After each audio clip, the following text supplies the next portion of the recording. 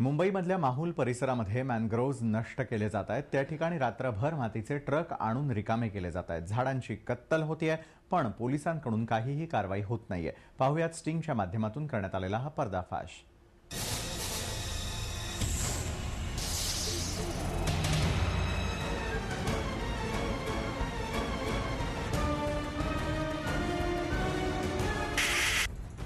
मुंबई शहराला सर्व बाजूंनी पाण्याने वेढलंय।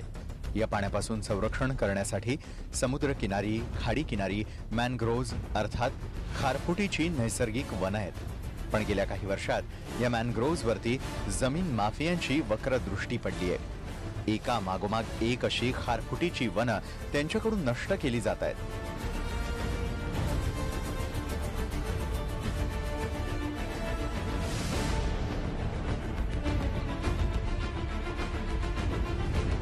माहुल परिसरातही गेल्या 3 महिन्यांपासून हा प्रकार सुरू आहे। तिथं सुरू असलेल्या भरणीच्या अनधिकृत कामांमुळे मॅनग्रोव्ज नष्ट होत आहेत। जवळपास 100 गाड्या भरून इथं भरणी केली गेली आहे।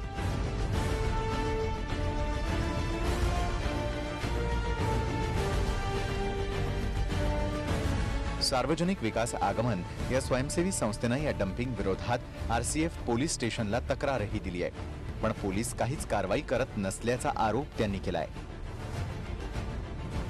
फक्त ते मला सांगितलं की तिथले ते गौतम लक्ष्मी साहेब आणि डीसीपी साहेब ते व्हिजिट करून गेलेले आहे, परंतु आतापर्यंत मला ते लोकांनी ना बोलवलं ना काय एफआयआर घेतली। मला फक्त जेव्हा मी जातो की आम्ही ते इन्व्हेस्टिगेशन करतोय, त्यांना अटक करतोय, हे करतोय तसंच चालू आहे सिनियर पीआयचं।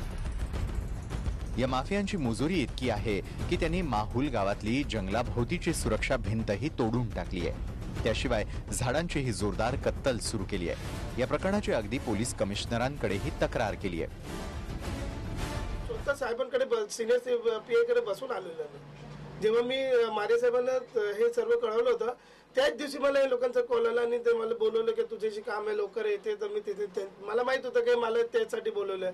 ते मला बोलवलं आणि मला सांगितलं आम्ही ते आश्वासन सर्व करतोय, तू आश्वासन दिलं। परंतु आता त्या वेळेला आज 1 महिन्यात 3 दिवस झाले, अजून काय कारवाई।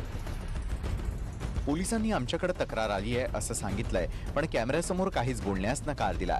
बीएमसीने मॅनग्रोव्जच्या केलेल्या सर्व्हेचा रिपोर्ट आल्यावरती कारवाई करू असं पोलीस म्हणतायत। पण प्रश्न आता हा उपस्थित होतोय की मॅनग्रोव्ज नष्ट झाल्यामुळे होणाऱ्या पर्यावरणाच्या नुकसानीची जबाबदारी कोण घेणार?